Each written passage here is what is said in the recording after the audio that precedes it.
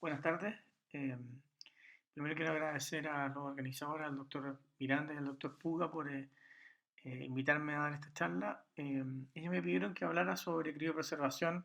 de óvulos en pacientes con endometriosis y puntualmente responder la pregunta si es que las pacientes deben criopreservar óvulos si es que tienen endometriosis. Dentro de la presentación voy a tratar de elaborar un poco los fundamentos por los cuales yo creo que sí es una buena idea realizar este tipo de procedimientos.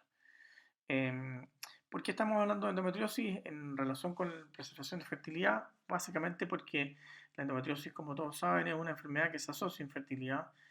Aproximadamente un tercio de los pacientes que tienen endometriosis tienen infertilidad, incluso algunas series hablan de hasta un 50%. Hay un grupo de pacientes también que tienen subfertilidad o subinfertilidad reducida, y esto está asociado a distorsión anatómica, alteraciones en las trompas, alteraciones en la relación fimbriovárica. También pueden haber anormalidades endocrino-ovulatorias y se han descrito también alteraciones en la implantación en en la anidación embrionaria. También otro mecanismo que es bastante conocido y particularmente para las pacientes que tienen quistes endometriósicos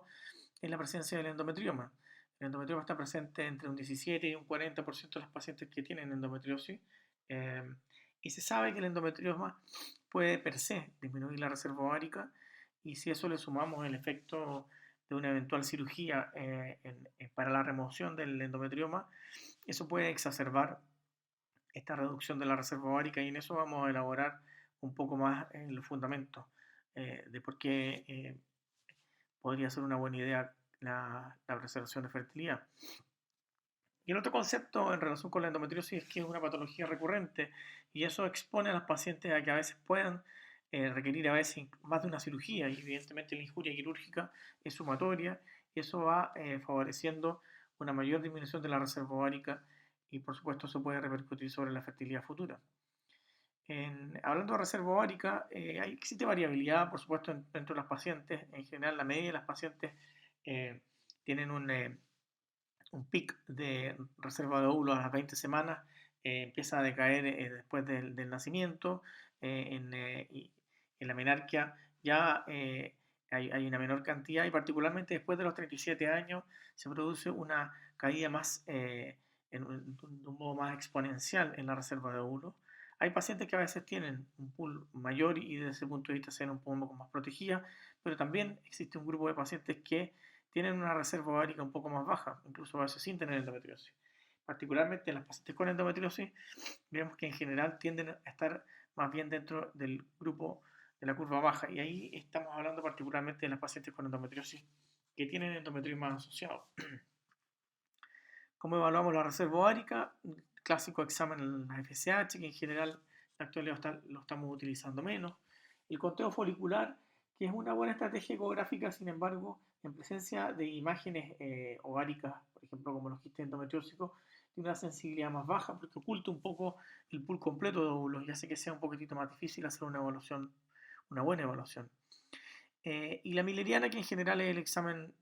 más utilizado, tiene una buena sensibilidad, una buena especificidad, tiene poca variabilidad interciclo y dentro del mismo ciclo menstrual, y por lo tanto es una herramienta bastante útil y probablemente el examen que más utilizamos en la actualidad para evaluar la reserva de óvulos. Y en esa línea existen estudios donde se comparan pacientes con endometriomas, perdón, con endometriosis, que tienen endometrioma o sin endometrioma, y con pacientes que no tienen endometriosis, y vemos que basalmente las pacientes que tienen endometriomas tienen una hormona antimileriana más baja comparado con pacientes que tienen endometriosis pélvica peritoneal y con pacientes sin endometriosis. Por lo tanto, basalmente ya existe la presencia del endometrioma, produce per se una disminución en la reserva de óvulos. Esto se ha vinculado a una serie de mecanismos, que son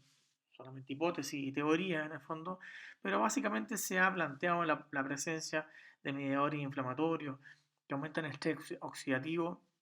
y podrían favorecer la producción, perdón, la reducción del pool de óvulos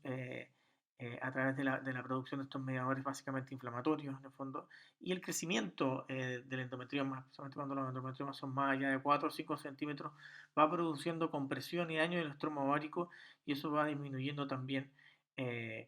el pool de óvulos. Por lo tanto, esto es algo que en general se sabe, quizás los mecanismos pueden ser un poco más debatidos, pero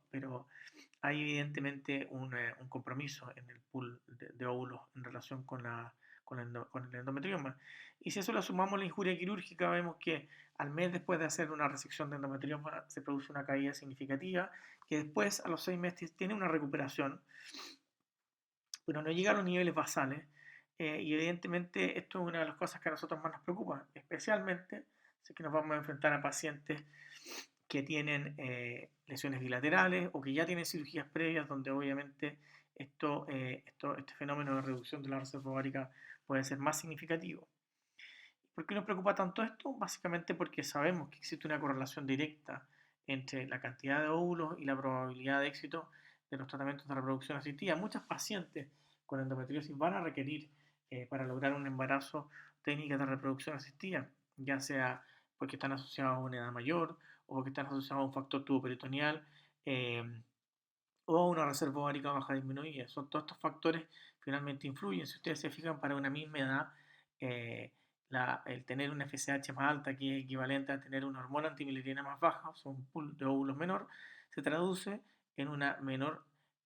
probabilidad de tener un recién nacido, independiente de la edad. O sea, incluso mujeres jóvenes, si ustedes se fijan, antes de los 35 años, si nosotros enfrentamos a esta paciente a una reducción significativa de su pool de óvulos, la probabilidad de tener un recién nacido, incluso en un escenario extremo, puede ser hasta menos de un 10%, lo que evidentemente es una probabilidad bastante baja. Eh, en esa línea, y siguiendo esta fundamentación teórica, es que se plantea la posibilidad de considerar la presencia de esta patología como una condición que pone a las pacientes en riesgo de pérdida de fertilidad y por lo tanto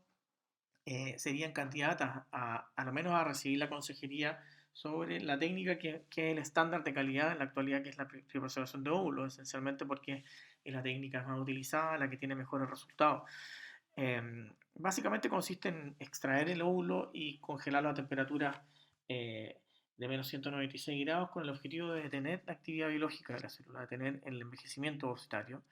eh, ya sea a través de una estimulación ovárica con gonadotrofina, igual que lo hacemos para una fecundación in vitro.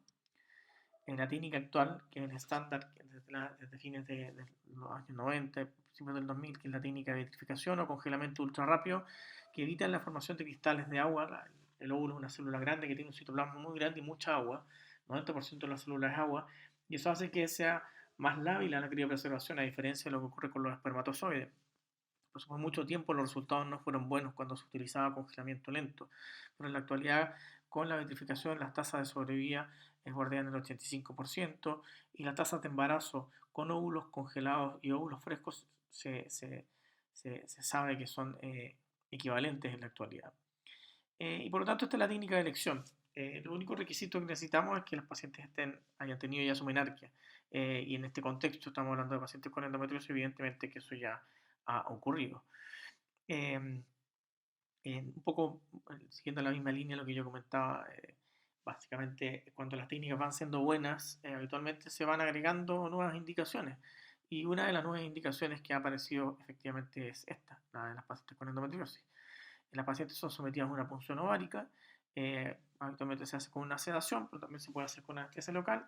y hacemos la punción del líquido folicular, donde se extrae el ovocito, el biólogo lo detecta en el líquido folicular y nos avisa si es que efectivamente el ovocito eh, eh, fue recuperado y evaluar su calidad y posteriormente a realizar la criopreservación.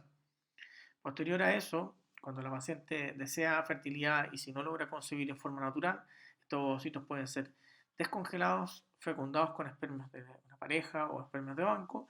y desarrollar embriones para poder posteriormente transferir al útero y lograr un embarazo. Ahora, en esa línea, los principales factores pronósticos para tener éxito con la criopreservación de óvulos están relacionados con la edad a la cual se realiza la criopreservación y el número de óvulos. Evidentemente que un mayor número de óvulos favorece un mejor resultado y en general si nosotros vemos acá, vemos que el pic se alcanza más o menos entre los 15 y los 20 óvulos con tasas de recién nacido que bordean más o menos el 85-90%. Ese es el escenario más favorable. generalmente en pacientes con endometriosis, particularmente con endometrioma, es raro que en general podamos congelar tantos óvulos porque la mayoría de los pacientes ya basalmente tienen una reserva ovárica un poquitito más baja. Si miramos los puntos de corte, en estos son pacientes que y utilizaron sus ovocitos después de haberlos criopreservado y se establecieron, digamos, dónde estaban los puntos de corte para predecir los resultados en términos de probabilidad de tener un recién nacido. Y vemos que los mejores resultados se logran antes de los 35 años, congelando 15 ovocitos. Sobre los 35 años, en general, los resultados son más bajos y se tiende a recuperar también menos ovocitos. En general, la tasa de embarazo por ovocito congelado oscila entre un 5 y 8%. Por lo tanto, evidentemente, el número de óvulos que uno recupere es determinante en la probabilidad de que esta técnica pueda ser eficiente. Ahora se han hecho una serie de revisiones y esto es algo que se está discutiendo permanentemente en la literatura sobre a quiénes, a todas las mujeres con endometriosis, a algunas o a ninguna. Y en esta línea, en general, la principal argumentación está en relación con cuáles son las situaciones que exponen más a las pacientes al riesgo, por ejemplo, de una falla ovárica prematura, que es el escenario más catastrófico posible. Y en ese escenario, lo más peligroso, evidentemente, es la presencia de endometriomas bilaterales, porque tanto el hacerle daño bilateral, por supuesto, que la injuria es mayor y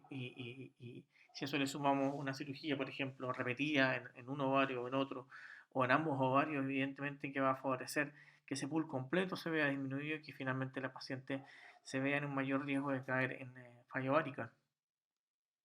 Y siguiendo esta línea de fundamentación, es que se ha tratado de sistematizar un poco la literatura buscando los niveles de evidencia en relación con los diferentes argumentos. Como dijimos en un principio, sabemos que hay un buen nivel de evidencia con respecto al impacto que tiene la fertilidad, perdón, la endometriosis sobre la fertilidad. Sabemos qué impacto tiene la endometriosis sobre la reserva ovárica y sobre eso asociado a la edad, por supuesto que genera mayor impacto. Y si eso le asociamos el efecto que puede tener una injuria quirúrgica, una quistectomía ovárica, por supuesto que esto también va generando un efecto sumatorio al daño basal que puede tener la presencia del endometrioma. Y entonces nos encontramos, por ejemplo, donde obviamente la presencia de endometriomas bilaterales es una situación en la que cual uno existe una mayor probabilidad de que esta paciente pueda beneficiarse más de una técnica de preservación de fertilidad en pacientes que tienen, por ejemplo, cirugías previas de un lado y que tienen una recurrencia en el lado contralateral, también es un escenario donde evidentemente también se van a ver beneficiados en el fondo. Generalmente en un escenario opuesto, por ejemplo, donde existe un endometrioma pequeño, unilateral, y una paciente tiene una reserva ovárica, buenas, son pacientes que pueden ir eventualmente más bien a seguimiento, o pacientes con endometriosis profunda que no tienen endometrioma en general, sabemos que ahí el impacto sobre la reserva ovárica es bastante más bajo y es más discutible ofrecer en primera instancia técnicas de criopreservación. Y después nos encontramos en una serie de escenarios intermedios donde uno va finalmente decidiendo qué hacer, qué recomendar con respecto a la técnica. Eh, y a modo de conclusión, podría decir que finalmente la consejería personalizada es probablemente lo más importante. La consulta, entregar toda esta información, entender el significado que tiene la preservación de fertilidad, entender muy bien que esto no es una técnica que vaya de algún modo a asegurar 100% un embarazo, sino que es algo que puede ayudar a reducir el impacto. eh, Entender también que es una técnica que tiene las limitaciones que están dadas por los factores que nosotros no podemos controlar y que lamentablemente son los más importantes, que es la edad de la paciente y la reserva ovárica. Y desde ese punto de vista, también es importante en general en lo que nosotros vemos en la consulta, la evaluación personalizada en relación con eh, eh, la posibilidad de hacer la criopreservación antes o después de una cirugía, por ejemplo, porque muchas veces nos encontramos con endometriomas grandes que comprimen el, o comprometen parte importante del estroma ovárico y en general uno ve que hay posibilidades de recuperación ovocitaria en el fondo, o a veces son ovarios que están poco asequibles, y en esos casos a veces la cirugía puede ser mejor en una primera instancia, seguido posteriormente de la criopreservación, que va a dejar los ovarios en una posición más anatómica, haciendo más fácil la punción ovárica y la recuperación de óvulos. Desde ese punto de vista, también hay que recordar que la punción ovárica,